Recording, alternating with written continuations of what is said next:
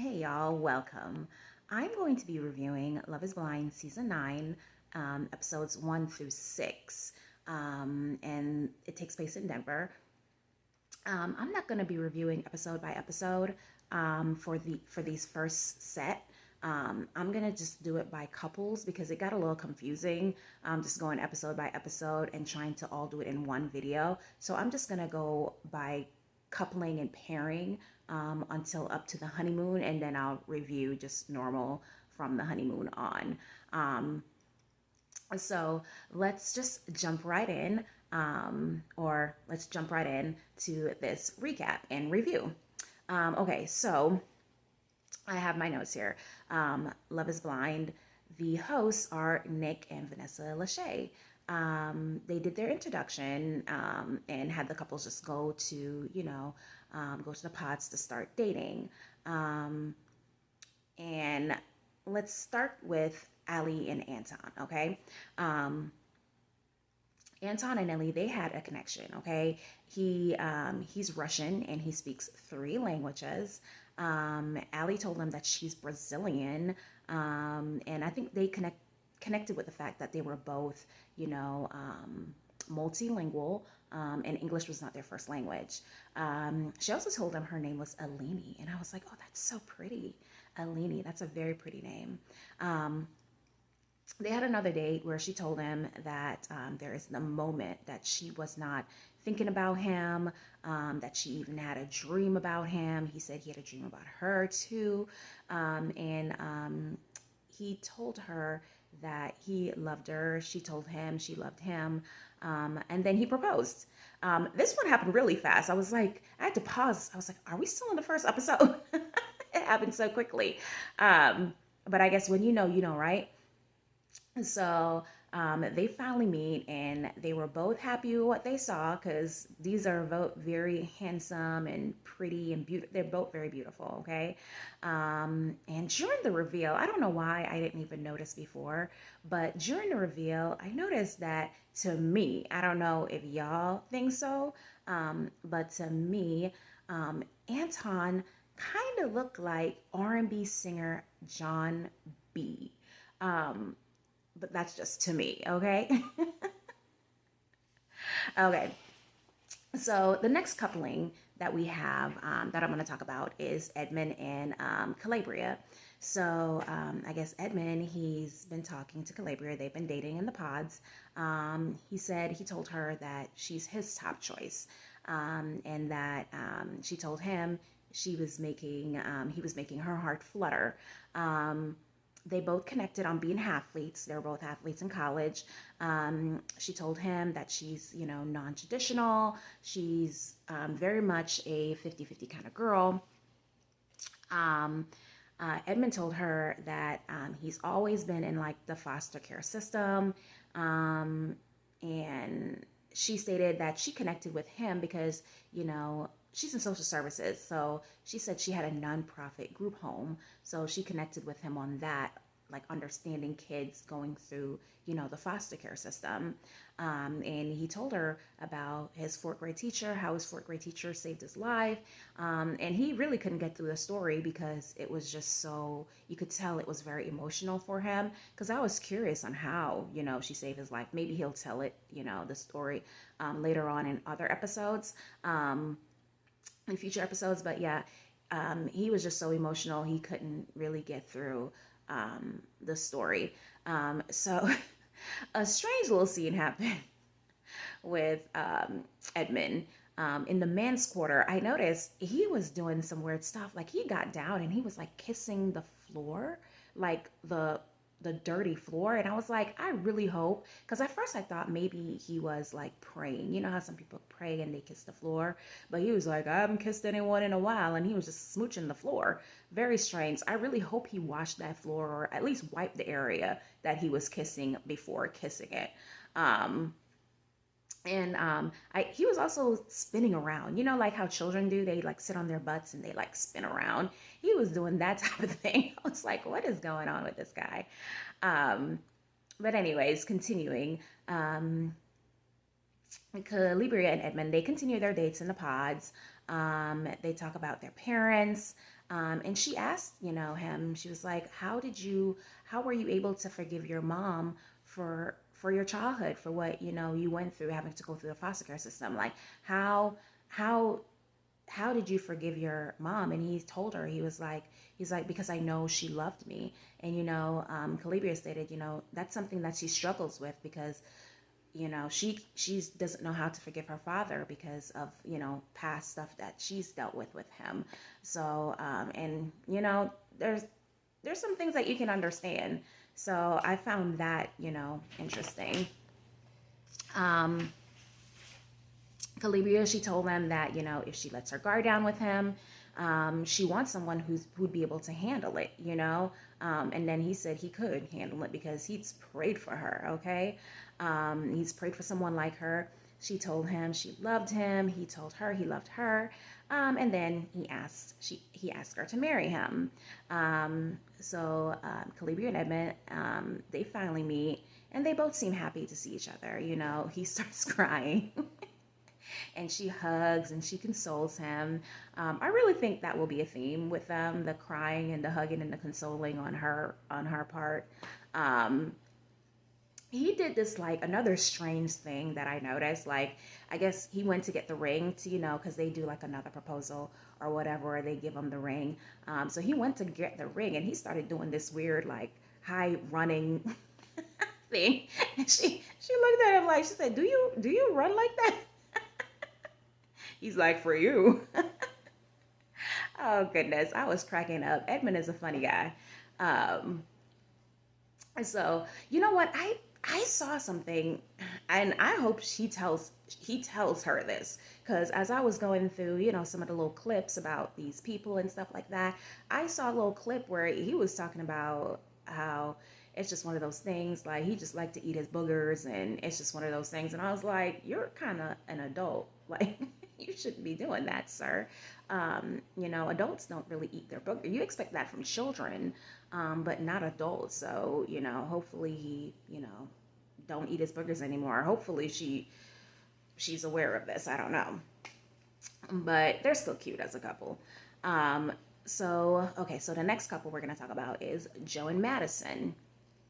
This video might be a little long. Is Joe and Madison. Okay, so Madison and Joe, they've been talking, they've been dating in the pods. He told her that he's been engaged before. And I like when people tell people that way they're not thinking like they're the first or they're the special or this is their first time. People kind of realize that people have lives before. He told Madison, so he was worried about having cats. She was worried about her having some cats. And she was like, well, anyone who's going to live with me is going to have to deal with my cats.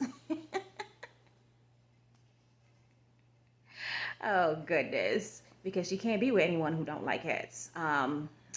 You know, he said he really don't have a problem with cats. It's just the thought of a whole bunch of cats, which I can understand. Some people may not dislike cats, but just having a whole bunch of cats around, it's just not a thing. I'm terrified of cats, so that's not happening. She also told him that she had retinitis pigmentosa, which is some type of disease where your eyes eventually, she'll eventually go blind. And she said it could happen early. She could live her whole life, and she never goes blind, but she just doesn't know. So she doesn't want him to be blindsided. So this is just something that she's telling him and letting him know. So that this is something that may get worse. And on another date, she told him, Joe told Madison that she's all he's thinking about. They both said they're in love with each other, and Joe asked Madison to marry him, and she said yes, okay? And Madison and Joe, they had their reveal, and he just kept saying that he was at a loss for words, that he wasn't expecting that. And I was like, he did tell her she was beautiful, but that reaction was a little iffy. I was just like, he doesn't seem too sure at the moment. It doesn't seem like he's too sure. But he did get down on one knee again and ask her to marry him again. And he did say, he felt some type of attraction. It just took him a little bit. So I was like, okay, I can understand that. You're just meeting somebody, after seeing them. So I'm hoping that's it and they don't have, drama down the line over, not being, you know, how sometimes these things go. Okay, so the next couple I want to talk about is Anna and Blake. Okay, so Anna and Blake, they had a connection with each other, but they had a connection with other people as well. They had a strong connection. So Blake definitely had a strong connection with Megan, but he said Anna was his strongest connection at one point. Anna also had a connection with Patrick, but she was saying how good her connection was with Blake. So Blake was supposed to meet with Megan for a date, and Megan didn't really show up, and he didn't really show up for the date with Megan. And then Anna was also supposed to meet with Patrick for a date, but then she didn't show up for her date with Patrick. So as it turned out, both Anna and Blake decided to leave the experiment. And they didn't say goodbye to anybody. So people were just like, what happened? People were kind of thinking, since they know that they may have had a connection with each other in the pods, people were kind of thinking that maybe they left together. I don't really know. I mean, from the way it looked like it may not be a possibility because of their other connections, but they did have a connection with each other and they did say it was strong. But who knows? It doesn't really look like it though. Okay. The next couple that we're going to talk about is Nick and Annie. Okay. So Nick and Annie, they had a journey as well because they also were dating other people that they had connections with. Nick had his strongest connection with Kate at first. And I like how her name is spelled. It's spelled Kait. And I've never seen Kate spelled like that. It's really cute. And Nick and Kate said they felt comfortable with each other. Kate told him things come as easy with him. He told her that she's the one that he's looking for. And then Annie, she had her strongest connection with Brandon, where she said she liked Nick, but he is no Brandon, okay? She says she likes Brandon better. Brandon, of course, said his top choice is Annie because they're able to talk about a future together. Nick still dating both Annie and Kate, but he tells Kate, he says he loves her and is in love with her soul. And he told her that he is going to fight for that connection. Okay. Annie, told Brendan that she needs reassurance from him because she needs to know what their life would look like, He reassured her, talking about like, hey, what door do you want in our house or whatnot. So he tried to reassure her and letting her know, you'll be happy with me, like that type of thing. So Nick, he was speaking to his other connection, Kate. He was speaking to her, and that was his strongest at first, right? He was speaking with Kate, talking about religion. And I guess he brought back the conversation to religion. They've had a conversation before, I guess, where she had mentioned something about when one of her parent had passed, and she had talked about faith with him. So he brought it back to that conversation. And she said, hold up, hey, I've never been religious. And he was like, what? She was like, yes, I'm not a religious person. And he was just like, oh, no. Like, he was very like firm with it. He was like, no. Like, we can't do this. He was like, I thought you were us. He's like, I guess that's important to him. So he's like, I really got to let this go. So he told her like he couldn't continue with her anymore. And of course, Kate was hurt because I saw it with them. I thought that connection was going to be there for them.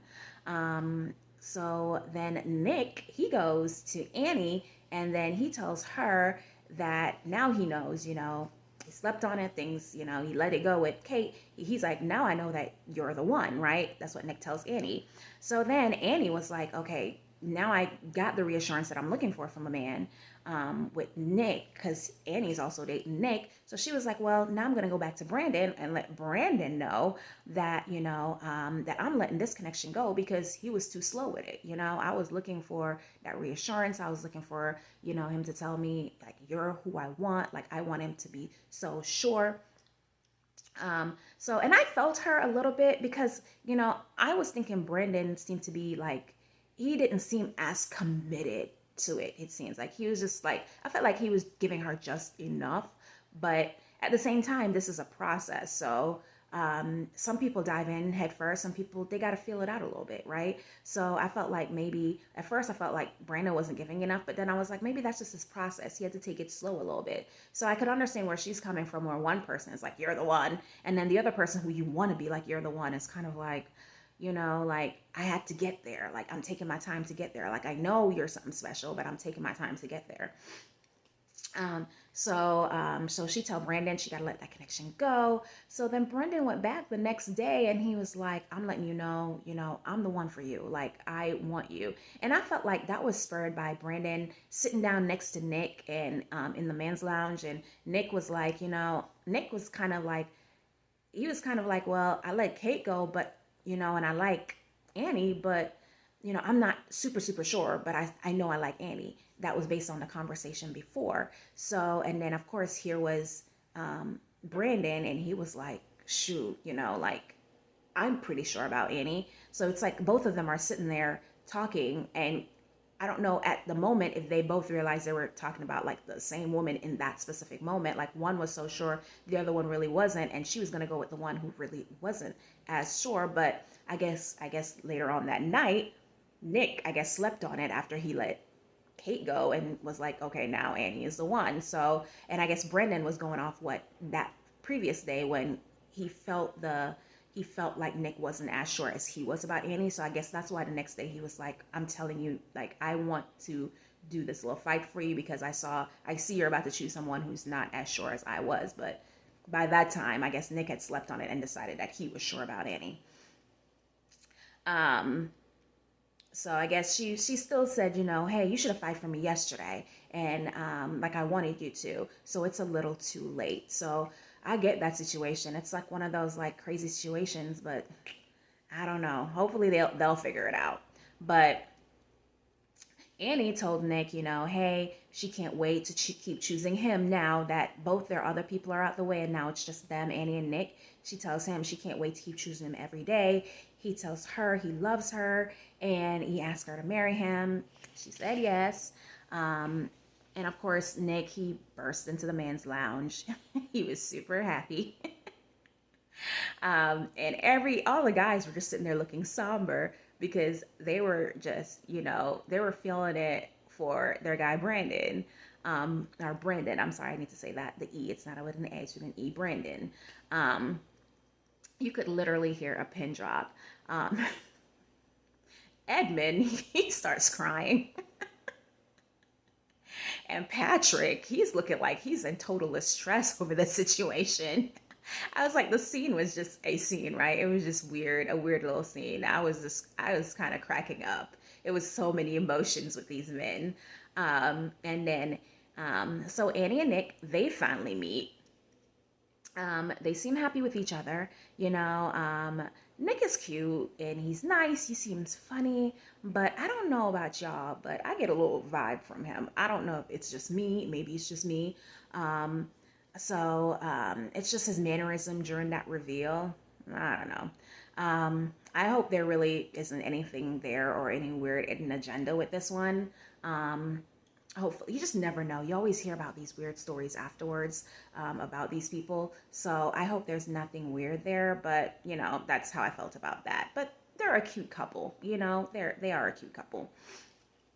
Okay, so the next couple I'm going to talk about is Megan and Jordan. Okay, so now this couple has like a whole bunch of people, right? There's like a whole bunch going on with this couple for them to get to this couple. Okay. So Jordan, his only connection really, he talked to a few people at the beginning, but nothing to really nothing that showed like a deep connection, right? So his main connection that they really showed a lot was just Megan, okay? Megan was his number one, but Megan had three suitors, okay? Like she had three guys that she really liked, and she took her a while to get to which one that she was, would really, really want to be with. Okay, so Megan, she had Blake, she had Mike, And Megan, she had Jordan. Okay, so Megan and Blake, they had like a fast connection. They both wanted kids. She even said at one point that Blake was her strongest connection. At one point, um, she said she could 1000% see herself with Blake. Megan said the conversation with Blake, they were getting better and better and they were getting closer. Blake said the same thing. He agreed that each time they talked, it seems like the conversations, they were getting better and better. Um, Megan, I guess she went to meet Blake for one of their dates, and then he wasn't in the pods. But that's because Blake had apparently, like we said, left the experiment earlier, like we said with Annie, right? And he didn't tell anyone, so she didn't really know. So now Megan is down to her two connection, right? So she's now going to focus on Mike and Jordan. So Megan, she went and told Mike that even though she does well for herself, she still believes in gender roles, you know. And I hear that, girl. Okay, still believe in those gender roles. Man, you're a man, handle it, you know. And I don't think Mike has a problem with that. He just seemed like one of those guys that don't, you know. Megan said she could see herself being engaged to Mike because their connection on their dates were going so well. Mike told Megan that he still communicated with his ex. I don't know why he told her that, maybe to be honest, or it came up maybe with a question that was asked, because, you know, you don't see every single part of the conversation. And she said she didn't. So my opinion on that is that's kind of a red flag. You know, why are you communicating with your exes? Like, leave it alone. Um, but that's, you know, different strokes, different folks, right? Some people can handle it, some people can't. Some people don't mind, some people do, you know. And I think she would mind. So to me, I feel like that's a red flag for her, because it sounded to me like that's something that she would mind. Um, she told him, you know, like, hey, you remind me of some of my exes, you know, and that kind of scares her. She did mention she's been with all different type of men, you know, almost men who are almost billionaire. And, you know, she was like, that didn't work out. So she was basically saying, hey, money isn't everything, because she's been with, you know, men who didn't have it, nothing, you know. So she's like, I want to meet someplace, like basically someplace in the middle of that, you know, because she just wants to be happy. On one of her other dates, you know, she told Mike, um, or Mike told her that he was sure about her. She told him that she was falling for him. She told Mike she was falling for him, but she also had another connection. She was referring to Jordan. Okay. So Mike wrote Megan a letter telling her that they could have like a great life together. She told him so. She told him, she's like, yeah, I feel like we could too, because she felt like her and him had the best connection. She said she felt like he is someone that she knows. Like talking to him, like she knows his type. She know they would be good together because she's dealt with that before, right? Um, but her gut was telling her to go with her other connections, right? She mentioned that she was questioning herself, even though her gut was telling her so to go with that other connection. So she wished him well. He wished her well. And it seems like they just, you know, they parted ways amicably. Now, Megan's only focus now is on Jordan. Okay? So, Jordan and Megan. So when Megan and Jordan first met, Jordan, he told her that he was a single dad. And of course, he mentioned his child by name. He's like, I'm a single dad to Luca.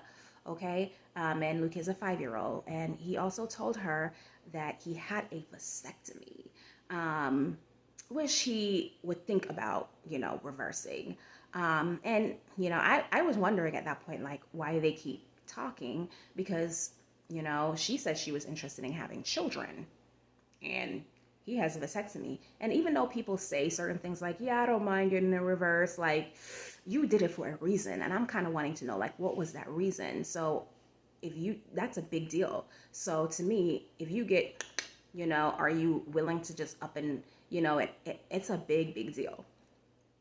So, and Jordan, and she likes to be referred to as Sparkle Megan. Okay. So, so Jordan and Sparkle Megan, they continue, you know, their dates and talking.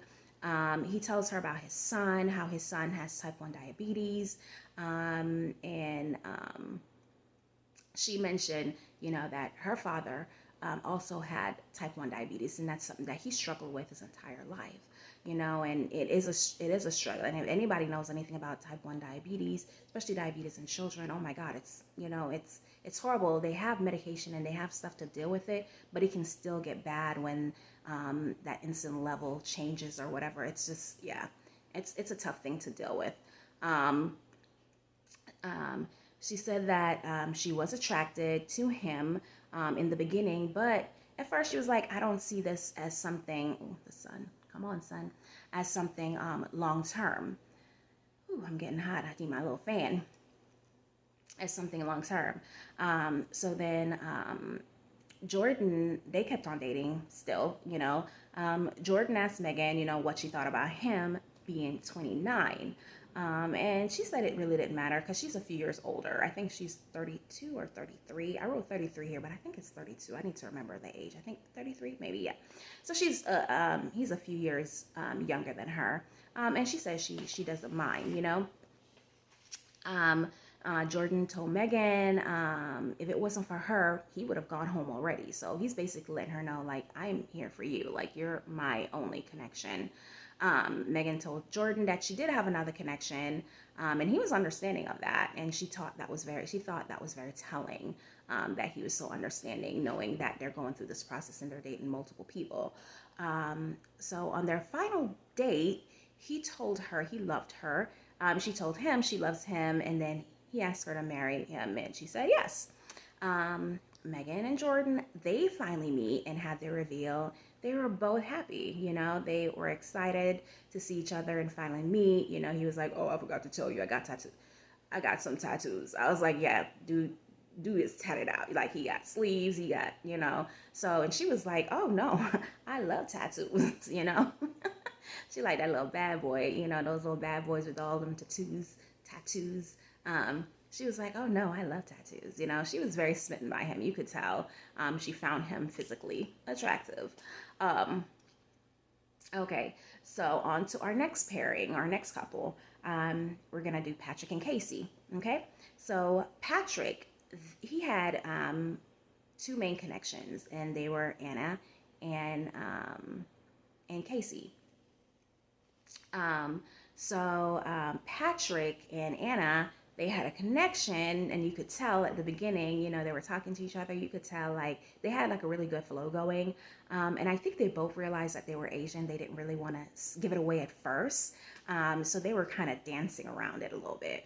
Patrick and Anna, they had a conversation about their heritage, their backgrounds, and about not typically being each other's type, because I guess they live in Colorado, so there's not a lot of like Asians out there where they live, from the conversation that we're getting, right? And so because of that, it seems like they both mentioned that they're both Asian, yet they both date outside their race. They both typically date, white folks, but they had a good connection. He did let her know he was Chinese and Cambodian, so he was a mixture, and she is Chinese. They said they both found it hot. Like, that's so hot. That's so hot. It's so funny. Listen to them say that. They both found it hot, that even though they weren't typically each other's type, they were attracted to each other. They were good speaking with each other. So they quickly became each other's number one, which I liked. Patrick, he went to the pods to go see Anna again, on one of their dates, but she didn't show up. And as it turned out, Anna, she had left the experiment again, not letting anyone, not again, but she had left the experiment. I'm just saying it again because I said it earlier. And she didn't let anyone know. So, well, Patrick was like, well, I'm just going to turn my focus now to Casey. And you could tell he was hesitant about Casey. Like, I was like, you know what? Your first mind is always right, my dude. Your first mind is always right. But I digress. Let's continue. So he focused this thing on Casey. So in their initial conversation, Casey and Patrick, they did have a good connection. They were talking about family. She told him she's Mormon.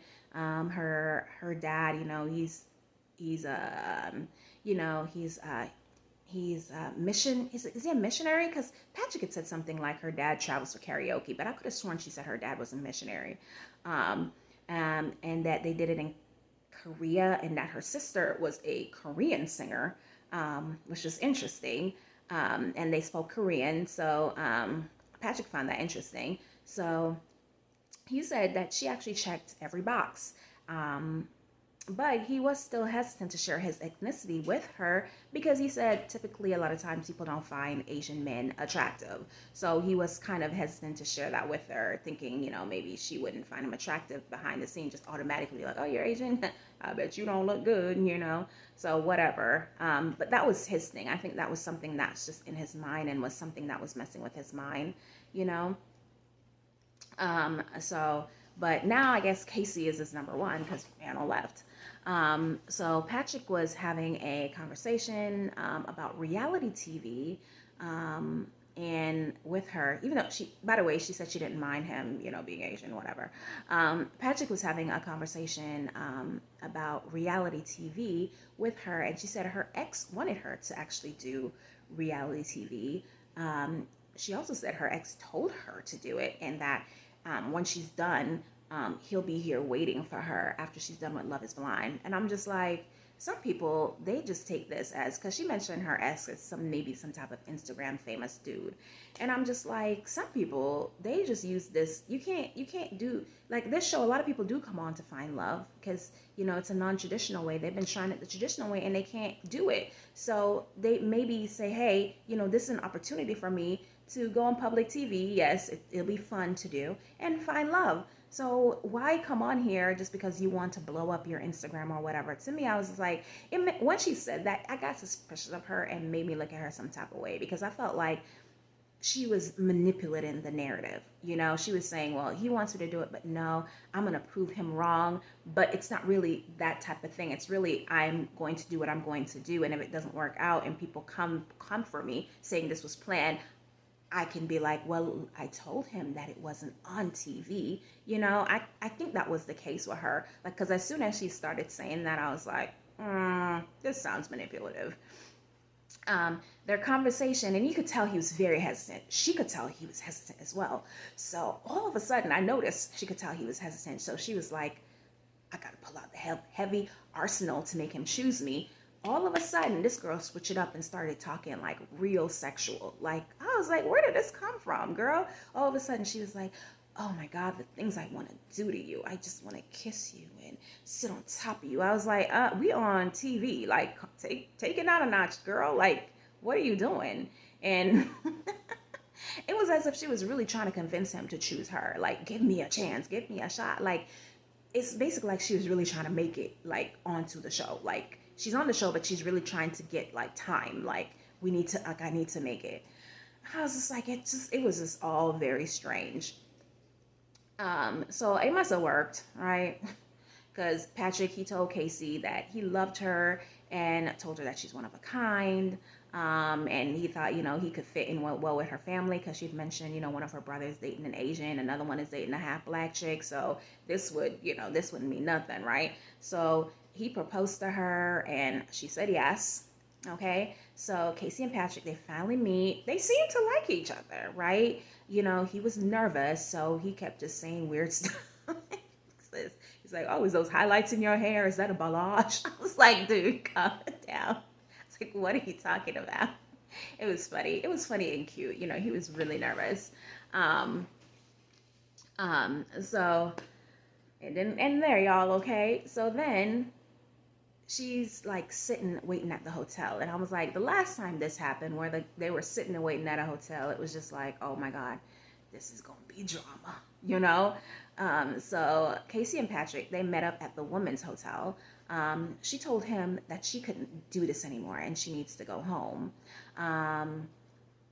She said she tried to paint a dish. That's what she said to him. She said, I tried to paint a different picture, right? She said, I tried to paint things a certain way, but she was like, I have to go home. But the way she was talking to him was very, very confusing. Like I was confused, and he seemed confused as well, because he was asking if she was breaking up with him, and she was like, "Yeah, no, no, I really care about you. No, he was like, well, if it's just the so he's like, well, it's okay. We can continue this in Denver if it's just you need to go home because maybe you're just homesick or whatever, like that's fine. I get it. Like we can continue our connection. We don't have to continue our connection on screen. Like it's okay. You could tell Patrick came for love. Little dear heart, little heart. My little heart was like, oh, Patrick, he's like, we don't have to like, continue this here. She was like, oh no, she kept jumping on him and wrapping her legs around him like she really, really cared. And then she was like, okay, yeah. And he's like, we don't have to. It's okay. We can continue. And she was like, yeah, yeah. And then she was like, oh no. And then she was like, oh yeah. And I'm just, oh my God. It's like, girl, just please speak. Say what you have to say.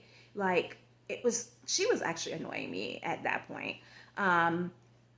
So then Patrick was like, well, did she tell y'all the same thing? When the panel came to him for them to do a little interview, he was like, did she tell y'all the same thing she told me? Cause I'm like, and the producers was like, no, they showed where she was like, oh, she's not attracted to him and she don't think that will ever grow. So I was like, why don't you tell him?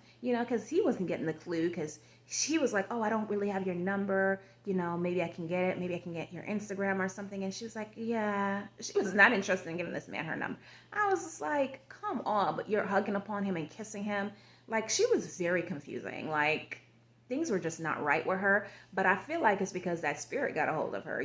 She knew better, and she was coming on there to play with somebody, and she still played with him. I think what she did was she thinks she was like cutting it off, right? She thinks she was like, okay, I'm not about to take the shenanigans much further and hurt him. But I'm like, at that point, you've already hurt him. You should have stopped in the pods before you started begging this man with your sexuality to choose you. Like you should have just ended it there. Just my thought, It's like one of those things. She was probably trying to please somebody, her ex, with the Instagram, doing just enough for more followers, likes, and all that stuff. I'm like, people, I tell you, they'll do anything. But we'll see how that goes. So, well, y'all, that's it. Those are the couples, right? We have Edmund and Calandria. Calibria. I'm hoping I'm saying that right. We have Annie and Nick. We have Megan and Jordan. And we have Anton and Allie. And we have Madison and Joe. So those are the 5 couples that we have going into this, okay? Excited. Okay, so now it's honeymoon time, okay? And I'm not going to do this by coupling. I'm just going to go through the episode of like the honeymoon and what I noticed and what I saw about this. Okay, so all the couples, they're on the honeymoon. They all seem really happy, Joe said that he's always been into thinner women, and that physical attraction can grow when you have that emotional connection. So I think he was kind of referring to, his connection with Madison, that it could grow. She's not a big girl, but, she's curvy. She's curvy, and it looks great. But I guess he's not, used to that, and that's okay. Some men are used to, and it's okay. So Joel told her that at first he was not at peace with, when he first saw her, he was not at peace with it, but he said now he's at peace. And I knew it. I was like, his reaction when he was like, I don't know how to accept that. And I was like, what? Even though he said she was beautiful, I was like, that reaction was just kind of weird to me. So I knew it. So when he said that, I was like, okay, good. I'm glad he said something to her, because if I could tell, I'm sure she could get the same feeling. Like something is just not right here. Like, like I know he cares about me, but there's something just, so I'm hoping he's truly at peace. Right. So going to bed that first night, each of the couples seemed good. No problems, which on other seasons, as y'all know, sometimes that first night caused some problems. You got people who want to spend the night in different rooms, people who put pillows in between themselves, people who can barely make it to the first night because they can't like look at the other person without almost wanting to vomit, There's always something. So this is like one of the first time in a while where I've seen where all the couples were going into the first night where they weren't like totally like not into their coupling. Um, so all the couples mentioned the next day they had a good night. Okay, good. So they were all doing fun stuff on their honeymoons, going on little dates, helicopter rides, swimming with whales. I was like, ooh. They were all having a good time, okay? Like Calabria, she asked Edmund, they were like on their little date having a meal, and she asked Edmund, she was like, if someone grabbed my arm, we're at a club, if somebody grabbed my arm, like, and they, like they are trying to dance with me, or, they come up to me trying to talk to me and they grab my arm trying to dance with me. She was like, what would you do in that situation? So he gave her all type of examples of him trying to diffuse the situation, because to him, he's like, I will never put my hand on another human being. I will never touch them. That's just not me. Like, I'm not about to do that. He was like, I'll tell him. He's like, I'd rather just us leave. I'd rather, say, hey, talk to him and say, hey, leave us alone. We're going to go now. Leave us, do that type of stuff. But he was like, I will never, do anything. But I'm your woman. Like, what would you do? You'd want to, and she was like, he wasn't getting the answer she was looking for. And I know what answer she was looking for. She was looking for the, take your hands off my woman type stuff. The I'm gonna lay hands on you type stuff. The I'm gonna choke you out if you keep looking at my woman, or if you keep touching my woman type. She was looking for like him to get a little gangster with it, like don't, or kind of puff his chest up at the other man type stuff.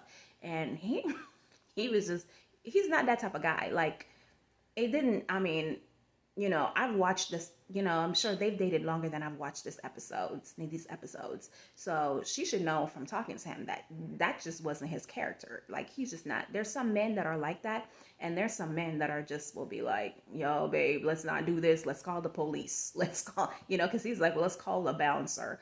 He is just that type. And, yeah, she was not getting the answer that she wanted that day from him. And I just found that interesting because, she did say she's modern. She's a 50-50 type of woman, blah, blah, blah, blah, blah. But at the end of the day, she's still a woman who wants a protector. She still wants to feel like my man is going to protect me. Like, my man is not also another woman. Like, we're not like, and even so. But, and he's not by any means, he's just one of those, he's just a gentler type soul, and those type of people, they don't want no problems, they see problem coming. They don't stay to watch a fight. They'll say, oh, is that a fight?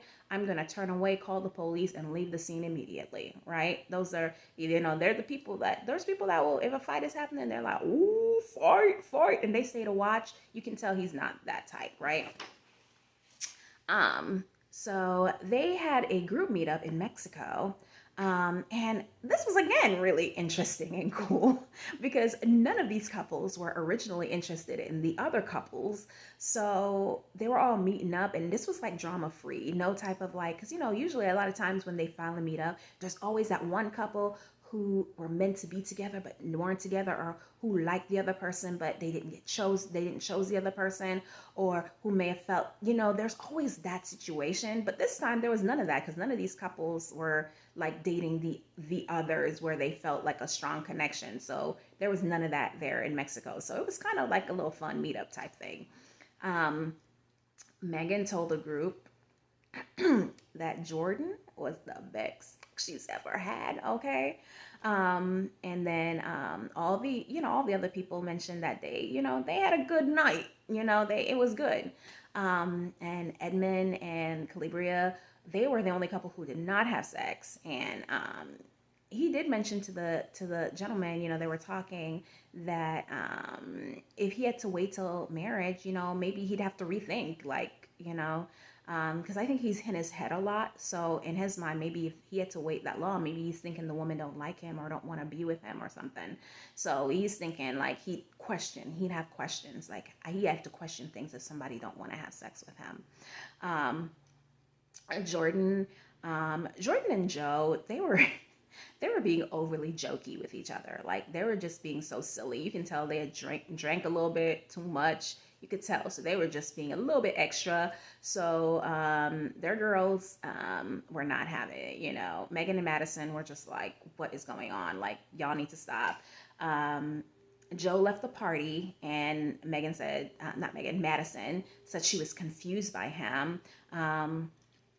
She asked if he was, she asked if he just drank too much. He says no, he doesn't think so. But I think that's exactly what happened. I think he drank too much in camera, and he was trying to save face and didn't want to like be embarrassed too much. So he was like, you know what, I'm gonna go before this gets any worse. I think he could recognize that real fast, and he was like, oh, I did too much. Let me go before this gets bad on camera.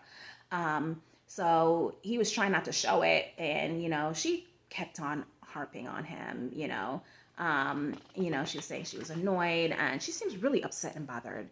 And her reaction to me was, maybe other people have different. I thought it was just a little extreme, because I could tell like he was trying to save face on camera, and he was like, I don't want my drinking to be so much on camera. I don't want this to be a thing. I'm drunk and I'm trying to sleep this off. Like, let it be, and she was just like, why aren't you talking to me? You asked me the same thing 4 times. What's wrong, baby? What's wrong? What's wrong? And I'm like, girl, like, even I was like, girl, please, let's let him be. Let him sleep it off. You can tell he's drunk. He's drunk. He's trying not to act up on camera. He's trying not to make this be a big thing on camera. He's trying to save face. That's all that is. He's literally trying to save face. And she was just not aligned. She was making it somehow about her. And I was like, how? I was like, I get that you're a little upset that he had to leave the party early, and he was embarrassing you at the party.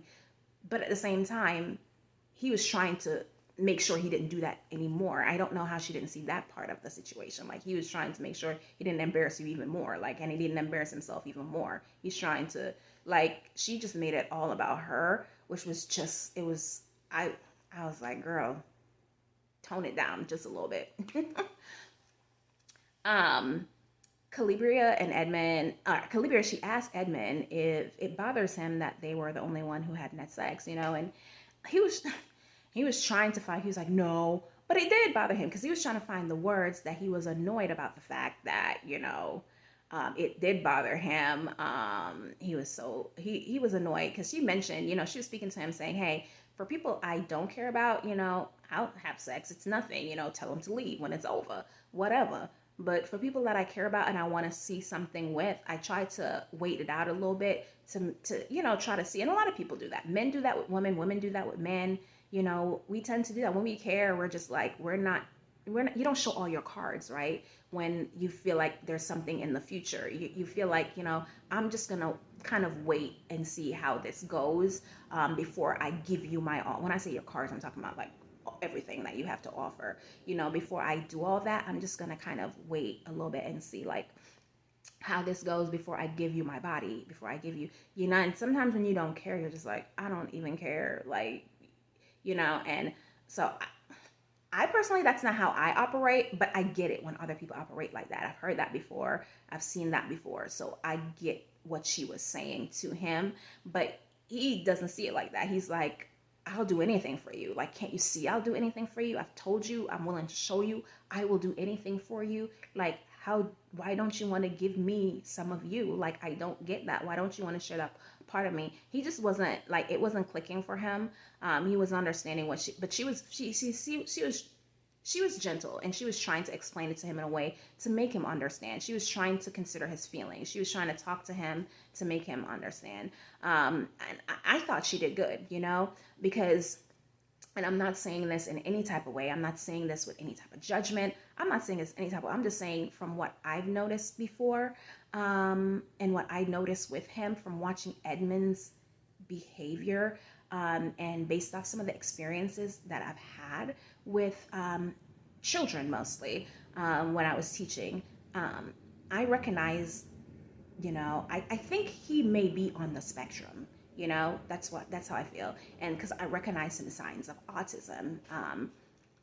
And, it's just the way his social interactions, the things he says, like, oh, like I eat boogers, or him sitting down in front of the gentleman, spitting on his butt, kissing the floor, the way he jumps, the way he's the way he's unaware of his social situations, but he still has this gentle side to him. He's still so kind, and he still tries to be so considerate, but there's still certain things that he doesn't understand, or there's some social cues that he does tend to miss. I just sense that I may be wrong, and it may be something else that's going on with him for sure, but I really do believe that it has something to do with him being on the spectrum. It may not be said on TV or nothing like that. They may not have said it, or he may not have said he's been diagnosed or he's autistic, but I feel like that. And I think Calabria, I think she can sense that too. I think she can tell, and I think that's why if you notice, she explains things to him very carefully.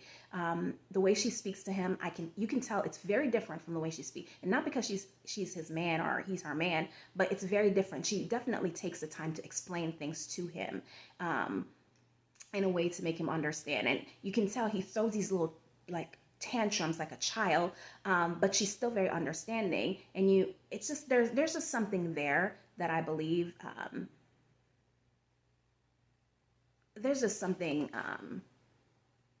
there with him, because I just can see certain things, the way she gives these thorough explanations. But anyways, enough of that.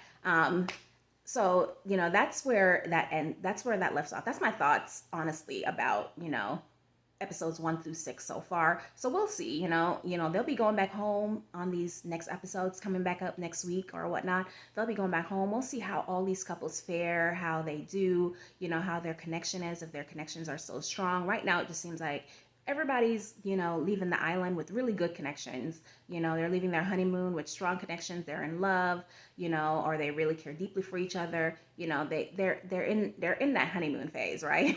brief as it may be before they go back home. So we'll see how it goes.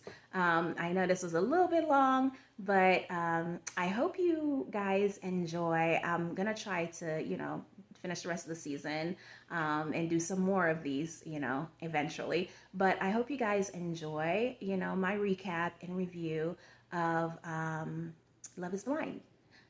Thank you for watching, and make sure you subscribe. Thank you.